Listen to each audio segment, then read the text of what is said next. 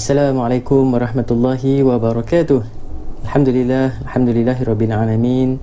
Wa bihi nasta'in ala umuri dunya waddin. Wassalatu wassalamu ala asyrafil anbiya'il mursalin wa ala alihi wa sahbihi ajma'in. Subhanaka la ilma lana illa ma 'allamtana innaka antal alimul hakim. Qala rabbi shrah li sadri wa yassir li amri wahlul 'uqdatam min lisani yafqahu qawli. Alhamdulillah, syukur kepada Allah Subhanahu Wa Taala kerana kita dipanjangkan usia, dipertemukan sekali lagi seramaya bersama Ustaz Rohisham Abidin dalam study online pendidikan Islam. Kaifalukum, apa khabar semua, abang-abang, kakak-kakak yang dikasihi, yang dihormati sekalian, dan juga mungkin turut bersama dengan kita ustaz-ustazah, ayah-ayah, ibu-ibu yang dikasihi sekalian. Terima kasih banyak-banyak atas kesudian berkunjung ke channel Rohisham Abidin. Dan insya-Allah pada kali ini kita akan sama-sama meneruskan perjuangan dalam subjek pendidikan Islam untuk pelajaran seterusnya. Dari jom kita terus dengan pelajaran 18, tajuk Aidil Fitri dan Aidil Adha. Tajuk yang memberi penuh makna kepada kita, kan, tajuk yang mendatangkan bahagia dan kegembiraan kepada kita. Okey, jadi sama masa jom kita mulakan. Untuk yang pertama, kita seperti biasalah duduk dalam keadaan yang tertib dan tenang, keadaan yang paling selesa, paling sesuai untuk kita memperolehi ilmu. Dan jom kita mulakan dengan membaca surah Al-Fatihah dan selawat kita kepada Nabi sallallahu alaihi wasallam. Al-Fatihah. A'udzubillahi minasyaitonirrajim. Bismillahirrahmanirrahim. Alhamdulillahi Rabbil Alamin. Ar-Rahmanir Rahim. Maliki Yawmiddin. Iyyaka na'budu wa iyyaka nasta'in. Ihdinas siratal mustaqim. Siratal ladzina an'amta 'alaihim ghairil maghdubi 'alaihim waladdallin. Allahumma salli ala Muhammad wa ala alihi wa sahbihi wa barik wa sallim. Allahumma salli ala Muhammad wa ala alihi wa sahbihi wa barik wa sallim. Allahumma salli ala Muhammad wa ala alihi wa sahbihi wa barik wa sallim. Dan terus kita dengan doa penengah hati. Bismillahirrahmanirrahim. Allahumma aftah alaina hikmataka wa anshur alaina min khazaini rahmatika ya arhamar rahimin. Alhamdulillahi rabbil alamin. Pastikan semua peralatan yang saya untuk pelajaran kita pada hari ini telah siap dihidangkan. Macam makanan pula.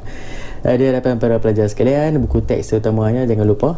Buku teks, buku kerja mungkin boleh juga kita bawa bersama, buku nota, pen pensil, kertas seperti biasalah. Okey, dan jom fokus untuk pelajaran kita pada hari ini. Ikhlaskan hati untuk belajar. Tajuk kita pada bidang fiqh. Buku teks muka surat 149 hingga 156. Agak panjang sikit. Nama begitu. Tajuk ini tajuk yang orang kata apa, enjoy, kan, seronok untuk kita belajar.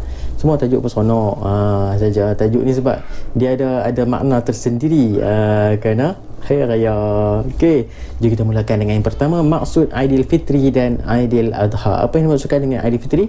Apakah yang dimaksudkan dengan Aidil Adha? Kita pergi dahulu dengan maksud Aidil Fitri, iaitu hari raya umat Islam yang disambut pada 1 Syawal. Hari raya umat Islam yang disambut pada 1 Syawal, itu dinamakan hari raya Aidil Fitri. Kemudian kita tengok pada Aidil Adha, iaitu hari raya umat Islam yang disambut pada 10 Zulhijjah. 10 Zulhijjah ialah sambutan hari raya Aidil Adha, ataupun kita kenal dengan hari raya Korban, ataupun dengan hari raya Haji. Macam Aidil Fitri tadi kita sebut, kita kenal dengan hari raya puasa. Contoh-contoh dia. Okey, kita terus dengan makna tadi, boleh nah? Okey. Kemudian kita yang kedua pula. Okey, amalan sunat semasa menyambut hari raya. Amalan sunat ni perkara yang bila kita buat dapat pahala, tak buat tak dapat pahala. Memang tak dapat pahala. Satu, kita dapat apa? Tak dapat apa-apa, rugi. Jadi kalau buat dapat pahala, tak buat rugi. Okey, jadi amalan sunat ni bolehlah kita buat semasa hari raya. Antaranya yang pertama, menghidupkan malam raya dengan bertakbir, membesarkan Allah dan berdoa. Malam raya ni waktu mana? Selepas maghrib, pada lepas 30 hari bulan tu, ataupun 9 hari bulan, 30 hari bulan Ramadan, ataupun 9 Zulhijjah. Okey, malam itu boleh dah takbir raya. Allahu Akbar, Allahu Akbar, Allahu Akbar.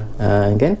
Kemudian kita berdoa. Okey, itu maksud menghidupkan malam raya. Kemudian kita ke yang kedua, memakai pakaian yang terbaik, bersih dan cantik. Ini waktu mana? Waktu hari raya tu. Pagi hari raya kita disunatkan memakai pakaian yang terbaik. Pakaian yang baru, pakaian yang bersih, pakaian yang cantik-cantik, terutama yang kita boleh nampak pada hari raya Aidilfitri, hari raya puasa kan, semua pakai pakaian cantik-cantik kan. Apabila ke masjid, pakaian semua sedon-don pun ada kan. Kalau biru-biru je dari ayah sampai ke anak. Kemudian bersih, cantik semua. Itu sunat untuk kita melakukan ataupun memakai pakaian yang terbaik. Yang ketiga, mandi sunat hari raya. Waktu mana ni? Waktu pagi tu. Sebelum pergi menunaikan solat sunat hari raya. Dinamakan mandi sunat hari raya. Sebelum nak keluar pergi masjid, nak pergi solat hari raya, kita mandi. Dan mandi tu kena ada niat baru kita dapat pahala sunat. Kalau mandi tanpa niat, maka rugilah. Jadi kita nak mandi, kita kena niat saja aku mandi sunat hari raya kerana Allah Ta'ala. Okay, yang ketiga. Yang keempat, memakai wangi-wangian bagi lelaki. Disebutkan di situ bagi lelaki. Okey, kerana apa? Perempuan boleh tak pakai? Boleh. Tapi takut kalau perempuan pakai ni, dia takut mendatangkan fitnah. Pakai wangian yang sampai sebatu boleh bau. Kadang ni perempuan macam tu lah kan. Kadang-kadang, tak semua kan. Dia pakai tu hari raya saja, setengah botol habis ke dia seorang. Kan. Boleh nak pakai? Boleh, tapi jangan terlalu banyak kan, takut mendatangkan fitnah. Ni untuk perempuan. Lelaki boleh nak pakai? Boleh, lagi boleh kan. Ni kadang pergi masjid bau asyam kan, alamak. Bau pun yang durian ada lagi kan, bau jerin dan sebagainya. Jadi bila pergi nak sunaikan solat sunat hari raya ni, bau macam-macam, dia tak seronok lah nak solat kan. Jadi pakai wangi-wangian. Okey, itu yang keempat untuk perkara amalan sunat hari raya. Yang kelima, datang awal ke masjid. Untuk apa ni? Untuk melaksanakan solat sunat hari raya. Ni jangan duk pergi lewat-lewat. Pergi lewat sekejap tak sempat nak solat sunat hari raya. Datang awal ke masjid untuk bertakbir bersama. Okey, kemudian yang keenam, pergi dan balik dari tempat solat melalui jalan yang berlainan. Ini adalah salah satu sunnah Nabi SAW. Nabi pergi ke masjid dalam satu jalan, satu laluan. Kemudian Nabi balik ke rumah Nabi dengan laluan yang lain, bukan jalan yang sama. Apa hikmah dia? Untuk lebih mengenali saudara mara yang berada di laluan yang berbeza. Kalau kita pergi jumpa orang tu, balik jalan yang sama, jumpa orang yang sama lah. Jadi Nabi pergi jalan lain, balik jalan lain, untuk nak lebih mengenali, lebih mengeratkan silaturahim kan. Itu pasal lah orang kata kenapa Nabi pergi dan balik pada jalan yang berlainan. Okey, kemudian yang ketujuh, dia ada dua perkara ni. Dia bangkat agak dua perkara ataupun dua benda yang perlu untuk kita ambil maklum, iaitu semasa hari raya Aidilfitri, hari raya puasa, kita disunatkan makan sebelum solat sunat raya. Kalau Aidilfitri, makan sebelum pi solat. Akan tetapi pada hari raya Aidil Adha, makan selepas tunaikan solat hari raya, solat sunat hari raya. Okey, maknanya Aidilfitri makan dulu sebelum keluar sembahyang. Makan ketupat ke kan, makan kuih raya ke sikit. Jangan makan sampai kenyang. Makan sampai kenyang, belah sandang agak nak tak larat nak pirah sembahyang, tak larat pirah. Kan, dah makan sikit. Dia Adha lepas solat, pi solat dulu. Ni sunat. Bukan kata tak boleh nak makan sebelum hari raya solat sunat hari Adha. Tak, bukan, maknanya sunat. Okey, makan selepas solat sunat hari raya Adha. Dapat cantik. Kemudian kita terus dengan kaifiat solat sunat hari raya dan khutbah hari raya. Ni kita nak pergi dalam sikit lagi tentang kaifiat ni, cara kaedah solat sunat hari raya dan khutbah hari raya. Kita pergi dulu yang pertama, iaitu niatlah. Kita nak melaksanakan solat sunat hari raya, kita kena niat. Niat solat sunat hari raya berbeza dengan solat sunat ataupun solat fardu. berbeza. Okey, tengok macam mana apa yang dimaksudkan dengan lafaz niat solat sunat Aidilfitri dulu. Okey, solli sunnata Aidil Fitri raka'ataini imaman atau ma'muman lillahi ta'ala. Yang bermaksud sahaja aku menunaikan solat sunat Aidilfitri 2 rakaat menjadi imam atau makmum kerana Allah Ta'ala. Maknanya solat sunat Aidilfitri berapa rakaat? 2 rakaat. Dapat? Okey, kita pergi pada solat lafaz niat solat sunat Aidil Adha. Kita tengok pada lafaz niat solat sunat Aidil Adha, iaitu usolli sunnata Aidil Adha raka'ataini imaman atau makmuman lillahi ta'ala. Bermaksud sahaja aku menunaikan solat sunat Aidil Adha 2 rakaat menjadi imam atau makmum kerana Allah Ta'ala. Maknanya salah satu, bukan duk niat dua-dua. Ni usolli sunnata Aidil Adha raka'ataini imaman makmuman, dua-dua sekali dia ambil. Tak boleh. Salah satu. Kalau dia imam, imam lah, imaman. Kalau dia makmum, makmuman. Okey, boleh, cantik. Kemudian kita pergi kepada yang ketiga, yang kedua, iaitu seperti biasa, lepas niat kita takbir. Allahu Akbar, Allahu Akbar. Takbiratul ihram. Kita tengok pada kaifiat rakaat yang pertama, kita baca doa iftitah. Kita biasa Allahu Akbar kabira walhamdulillahi katsira sampai habis doa iftitah. Kemudian takbir sebanyak 7 kali. Setiap takbir dipisahkan dengan bacaan tasbih. Lepas habis doa iftitah, kemudian takbir Allahu Akbar, baca tasbih subhanallah walhamdulillah wala ilaha illallah Allahu Akbar, Allahu Akbar, subhanallah walhamdulillah wala ilaha illallah Allahu Akbar, Allahu Akbar. Berapa kali? 7 kali pada rakaat pertama. Kemudian kita baca surah Fatihah. Bismillahirrahmanirrahim, alhamdulillahi rabbil alamin, sampai habis. Kemudian lepas surah Fatihah, bacalah surah ni rakaat pertama dulu. Untuk rakaat pertama dulu baca surah Al-A'la atau surah-surah lain. Surah A'la macam mana? Sabbihisma rabbikal a'la, sampai habis surah. Jadi ini rakaat pertama. Kemudian rakaat kedua, rakaat kedua takbir sebanyak 5 kali. Maknanya bangun daripada sujud, bangun daripada sujud, Allahu Akbar, terus dengan takbir Allahu Akbar, terus baca tasbih subhanallah walhamdulillah wala ilaha illallah wallahu akbar. Berapa kali? 5 kali pula. Rakaat pertama berapa kali tadi? 7 kali. Rakaat kedua 5 kali. Pandai.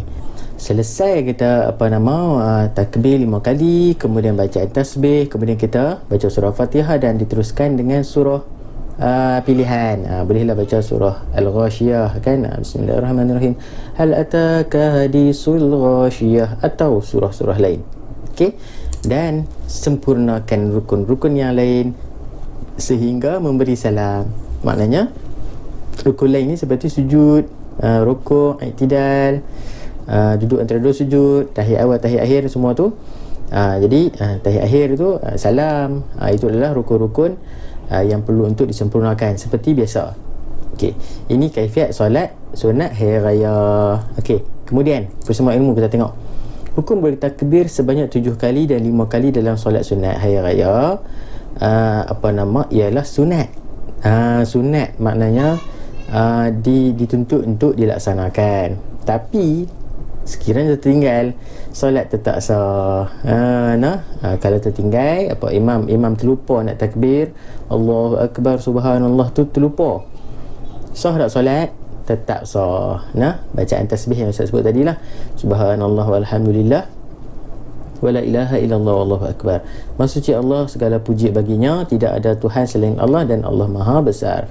Okey, seterusnya kita pergi kepada kaifiat khutbah hari raya. Tadi dah selesai solat sunat dulu. Berbeza dengan solat sunat Jumaat, solat wajib hari Jumaat, solat fardu Jumaat.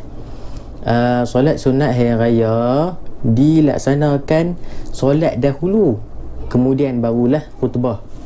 Akan tetapi kalau solat fardu Jumaat, dilaksanakan khutbah dulu, kemudian baru solat. Berbeza. Okey. Jadi kaifiat khutbah hari raya iaitu yang pertama, disunatkan berkhutbah dengan 2 khutbah selepas selesai solat. Disunatkan berkhutbah dengan 2 khutbah. Maknanya kalau 1 khutbah boleh tak? Boleh, tak ada masalah. Okey, jadi perkara yang pertama untuk khutbah hari raya iaitu disunatkan berkhutbah dengan 2 khutbah selepas selesai solat. Buat solat dulu baru khutbah hari raya. Kemudian yang kedua, dilakukan selepas solat sunat hari raya. Tadi Ustaz sebutlah. Okey, yang ketiga, sunat dimulai. Ini sunat semua sunat ni. Sunat dimulai dengan 9 takbir pada khutbah pertama dan 7 kali takbir pada khutbah kedua. Macam mana cara? Sekejap lagi kita tengok ada contoh. Maknanya sebelum kita nak mula khutbah, kita takbir dulu. Allahu Akbar, Allahu Akbar, Allahu Akbar. Berapa kali? 9 kali untuk khutbah pertama. Yang kedua 7 kali. Kemudian yang keempat, kita tengok menunaikan rukun-rukun khutbah. Rukun-rukun khutbah seperti khutbah solat Jumaat lah. Rukun-rukun dia macam tu lah. Okey, macam mana sekejap kita cerita. Kemudian kita tengok pada rukun-rukun khutbah. Ni baru kita nak masuk rukun-rukun khutbah dan syarat sah khutbah. Okey, kita mulakan dulu yang pertama. Ini rukun dulu. Rukun maknanya jika tertinggal rukun, maka khutbah itu tidak sah. Khutbah itu tak orang kata apa, terbatal lah. Terbatal. Okey. Jadi yang pertama, seorang khatib ni perlu memuji Allah Subhanahu Wa Taala, sekurang-kurangnya menyebut alhamdulillah. Sekurang-kurangnya menyebut alhamdulillah dalam bahasa Arab. Okey. Kemudian yang kedua, seorang khatib perlulah menyebut ataupun perlulah berselawat kepada Nabi sallallahu alaihi wasallam. Allahumma salli ala Muhammad wa ala ali Muhammad. Dan ini dipanggil selawat. Okey. Yang kedua, yang ketiga, berpesan supaya bertakwa kepada Allah Subhanahu Wa Taala, sekurang-kurangnya menyebut ittaqullah. Ittaqullah ni makna dia apa? Bertakwalah kepada Allah. Kena menyebut ittaqullah. Kemudian yang keempat iaitu membaca sekurang-kurangnya 1 ayat daripada Al-Quran pada salah satu daripada 2 khutbah. Membaca ayat Al-Quran, sama ada qul huwallahu ahad.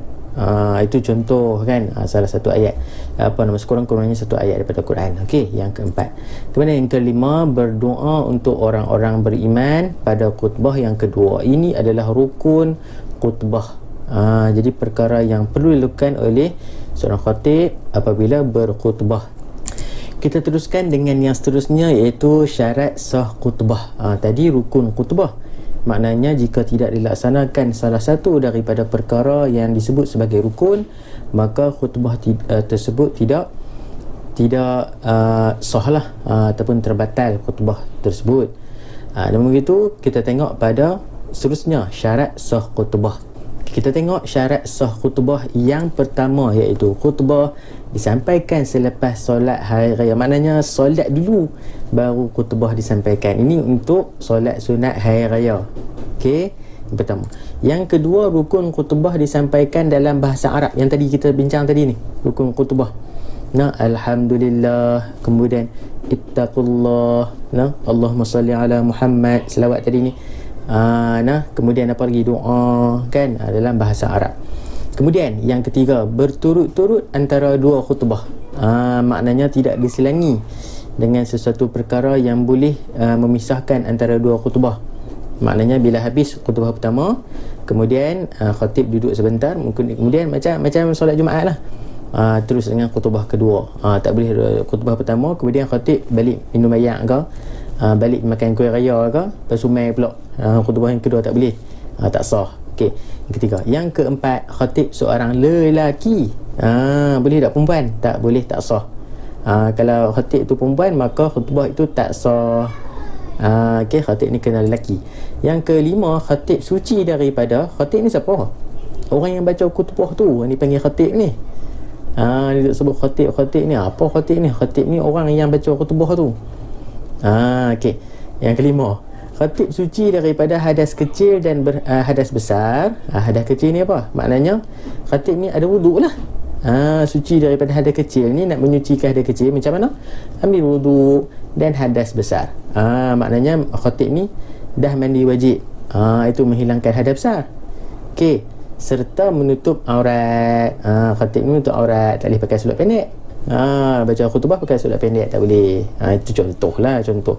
Okey, yang kelima. Yang keenam, khatib berdiri jika mampu. Khatib ni kena berdiri jika mampu. Kalau tak mampu boleh duduk. Macam itulah. Tapi sebaiknya kita kena pilihlah khatib di kalangan yang mampu untuk berdiri. Okey, untuk mendapatkan syarat sah khutbah. Okey, seterusnya dapat tak setakat lah? Cantik. Kemudian kita terus dengan contoh khutbah hari raya Aidilfitri. Ni kita nak tengok pada contoh khutbah. Ni tengok macam tadi ni kita dah bincangkan. Khatib akan mula dengan takbir. Allahu Akbar, Allahu Akbar, Allahu Akbar. Berapa kali khutbah pertama? 9 kali kan. Sampailah Allahu Akbar, Allahu Akbar, Allahu Akbar, walillahil hamd. Allahu Akbar kabira walhamdulillahi kasira wa subhanallahi bukratan wa asila. La ilaha illallah wahdah sadaqa wa'dah wa nasara 'abdah wa a'azza jundahu wa hazamal ahzaba wahdah. Ashhadu an la ilaha illallah wahdah la syarika lah wa ashhadu anna sayyidana wa nabiyyina Muhammadan abduhu wa rasuluh. Allahumma salli ala sayyidina Muhammad khatamil anbiya wal mursalin wa ala alihi wa sahbihi ajma'in. Amma ba'du, faya ibadallah ittaqullah, usikum wa iyaya bittaqwallah wa ta'atihi la'allakum turhamun. Contoh. Nampak dah warna pink tu? Tulisan warna pink tu apa dia tu? Tu apa dia tu? Kalau para pelajar ingat balik, apa dia yang pink tu? Pasal apa warna pink? Tulisan wa alhamdulillah, Allahumma salli ala sayyidina Muhammad ittaqullah. Itu apa? Rukun khutbah. Pandai, cantik. Okey, kemudian kita pergi kepada sambungan. Muslimin muslimat yang dirahmati Allah Subhanahu wa taala, hari ini ialah hari kemenangan buat umat Islam kerana berjaya menjalani ibadah puasa pada bulan Ramadan. Firman Allah Subhanahu wa taala dalam surah Ali Imran ayat 133. A'udzu billahi minasyaitonir rajim. Wasari'u ila maghfiratin mir rabbikum wa jannatin 'arduha as-samawati wal ardu u'iddat lil muttaqin. Sadaqallahul azim. Dan segeralah kamu kepada yakni mengerjakan amal-amal yang baik untuk mendapat keampunan dari Tuhan kamu dan mendapat syurga yang bidangnya seluas segala langit dan bumi yang disediakan bagi orang-orang yang bertakwa. Jumpa lagi tu tulisan warna pink tu. Tulisan warna merah nak pink tu kan. Tu maknanya apa? Rukun khutbah, baca ayat daripada Al-Quran. Kemudian kita tengok pada yang seterusnya, iaitu ni nak habis khutbah pertama. Barakallahu li wa lakum, aqulu qawli hadza wa astaghfirullah li wa lakum. Allahu akbar, Allahu akbar, Allahu akbar, la ilaha illallah, Allahu akbar walillahil hamd. Kemudian khatib akan duduk. Ni masuk pada khutbah yang kedua. Sambung Allahu akbar. Allahu akbar berapa kali? 7 kali. Ingat balik kan? Khutbah yang kedua 7 kali. Asyhadu an la ilaha illallah wahdahu la syarikalah wa asyhadu anna sayyidana wa nabiyyina Muhammadan abduhu wa rasuluh. Allahumma salli wa sallim wa barik ala sayyidina Muhammadin wa ala alihi wa sahbihi ajma'in. Amma ba'd. Fa ya ibadallah ittaqullah faqad fazal muttaqun. Okey, kemudian apa lagi? Sidang jemaah yang dirahmati Allah sekalian, Allah Subhanahu wa taala. Marilah kita mendoakan keampunan Allah Subhanahu wa taala untuk seluruh umat Islam. Allahumma ighfir lil muslimina wal muslimat wal mu'minina wal mu'minat al ahya'i minhum wal amwat. Ibadallah fazkurullahal azim yazkurkum washkuruhu ala ni'amihi wa yazidkum was'aluhu min fadlihi yu'tikum wa la zikrullahi akbar wallahu ya'lamu ma tasna'un. Allahu akbar, Allahu akbar, Allahu akbar sampai habis walillahil hamd. Nampak jumpa lagi yang warna merah tu kan? Itu adalah rukun khutbah. Dapat contoh. Kemudian kita tengok pada hikmah pensyariatan hari raya. Apakah yang kebaikan di sebalik kita menyambut hari raya ini? Yang pertama, membesarkan Allah Subhanahu Wa Taala atas kurniaan nikmat iman dan Islam. Maknanya apabila kita menyambut hari raya itu adalah sebenarnya tanda kita membesarkan Allah Subhanahu Wa Taala atas nikmat yang Allah beri kepada kita, terutamanya nikmat iman dan Islam. Nikmat yang paling besar yang sedang kita nikmati sekarang ni abang-abang kakak-kakak, iaitulah nikmat iman. Beruntung kita ada iman dalam jiwa kita. Dan nikmat Islam, iaitu cara hidup kita, panduan hidup kita adalah agama Islam. InsyaAllah kita akan memperolehi redha Allah dan mendapat syurganya. Yang kedua, sebagai tanda bersyukur daripada seorang hamba terhadap penciptanya. Tanda syukur. Kalau kita hari raya, kita dah selesai melaksanakan ibadah puasa selama sebulan di bulan Ramadan, kemudian kita menyambut satu Syawal dalam perasaan penuh syukur kepada Allah. Alhamdulillah, syukur Allah panjangkan usia, Allah memberikan kesempatan untuk bertemu pada bulan Ramadan yang telah lalu, dan itu untuk Aidilfitri. Manakala pada hari raya Aidil Adha, hari raya kurban, kita melaksanakan ibadah kurban, melakukan ibadah penyembelihan haiwan, kerana Allah Ta'ala, tanda syukur kita, Allah berikan nikmat kepada kita.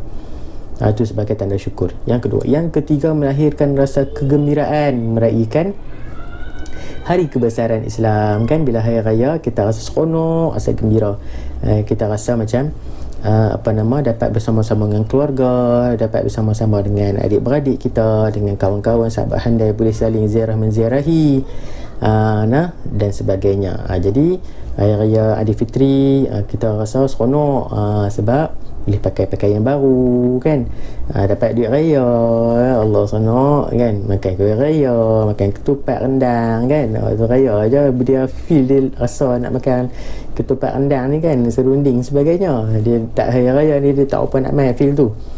Macam tu cerita dia. Okey, seronok. Okey.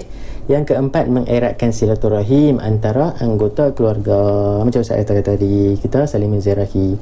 Macam raya korban kan, daging-daging korban yang kita laksanakan tu, kita akan agih-agihkan kepada orang yang memerlukan, pada adik-beradik kita buat kenduri kan. Jadi yang jauh tu kita dekatkan, yang dekat tu terus dieratkan, yang dah erat tu kita akan terus berkukuhkan dengan cara kita meraihkan hari raya ini. Okey, yang keempat. Yang kelima, iaitu mengeratkan ukhuwah sesama umat Islam. Macam tadilah, dia sama lebih kurang. Tadi ni silaturahim antara keluarga, ukhuwah sama Islam. Ingat, kalau silaturahim ni maknanya talian persaudaraan sesama saudara terdekat. Silaturahim ni maknanya ukhuwah sesama Islam, seagama. Tu ukhuwah. Jadi silaturahim pada keluarga, ukhuwah kepada masyarakat. Okey, yang seterusnya, yang keenam, iaitu beroleh nasihat dan pengajaran melalui khutbah raya yang disampaikan. Bila kita pergi solat sunat hari raya, selepas pada tu jangan balik. Lepas solat sunat tu jangan balik, ataupun lepas solat sunat tu jangan bangun piduk bawah pondok lah, piduk nyembang lah kan, piduk atas motor lah, piduk sambung nyembang pula di sana kan, contoh lah kan. Kita terus mendengar khutbah raya. Jadi akan beroleh dapat nasihat dan juga pengajaran daripada khutbah yang disampaikan. Okey, dapat insya-Allah. Bersama ilmu daripada Anas bin Malik radhiyallahu anhu berkata, kana li ahli jahiliyati yawmani fi kulli sanatin yal'abuna fihima falamma qadima an-nabiyyu sallallahu alaihi wasallam qala kana lakum yawmani tal'abuna fihima wa qad abdalakumullahu bihima khairan minhuma yawmal fitri wa yawmal adha. Riwayat An-Nasa'i. Yang bermaksud kaum jahiliyah mempunyai 2 hari setiap tahun dan di mana mereka bersukaria padanya. Maknanya orang-orang jahiliyah ni juga ada hari yang mereka sambut sebagai hari untuk bersukaria. Ketika Nabi SAW berada di sana, Nabi bersabda, kamu semua mempunyai 2 hari untuk kamu bersukaria. Allah Subhanahu Wa Taala menggantikan kedua-duanya dengan lebih baik, iaitu Aidil Fitri dan Aidil Adha. Jadi jelaslah kepada kita abang kakak bahawa hari raya adalah hari untuk kita bersukaria dalam syariat. Bukan bersukaria kita tanpa batasan. Ni kadang-kala disebabkan hari raya mana kita boleh bergaul sesuka hati. Disebabkan hari raya kita boleh melakukan maksiat. Kan kita duk pergi naik motor lelaki perempuan yang bukan mahram kan, pergi